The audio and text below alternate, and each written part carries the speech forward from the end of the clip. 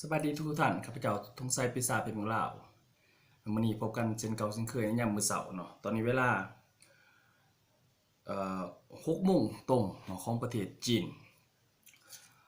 ตอนนี้ข้าพเจ้าอยู่ที่เมืองต้าหลี่เนาะเมืองต้าหลี่ของประเทศจีนซึ่งเอ่อมากับคณะทัวร์ของ BP ASEAN Vector System ระบบขับเคลื่อนทีมอัจฉริยะมื้อนี้เป็นมื้อที่3ของการท่องเที่ยวเนาะหลังจากที่ว่าจบมื้อนี้แล้วนี่ท่องเที่ยวมื้อนี้เฮาสิท่องเที่ยวเมืองต้าหลี่แล้วก็ออกจากต้าหลี่เฮาจะไปสู่คุนหมิงเนาะไปเที่ยวเมืองคุนหมิงแล้วก็ไปช้อปปิ้งซื้อของฝากอิหยังกลับบ้านเนาะเอาคณะทัวร์เหมือน1รถบัสมาเที่ยวแล้วเขาก็จะบินตรงเนาะกลับสู่ประเทศไทยนะมื้ออื่นเช้าประมาณ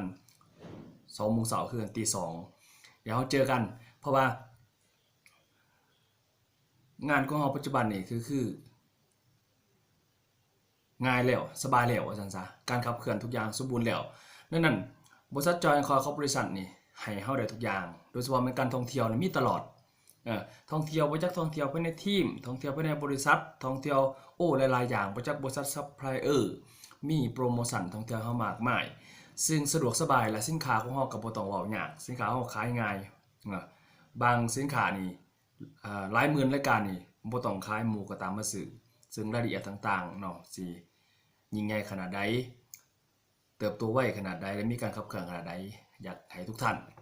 ที่ฟังคลิปนี้แล้วเขามาศึกษาเบิ่งเนาะติดต่อข้าพเจ้าโดยตรงก็ได้หรือในคณะทีมเฮาก็ได้เนาะและศึกษาเบิ่งว่ามันจะเปลี่ยนแปลงชีวิตเฮาจังไดแต่อย่าบอกว่าเพียงแต่เปลี่ยนความคิดชีวิตของท่านเปลี่ยนแน่นอน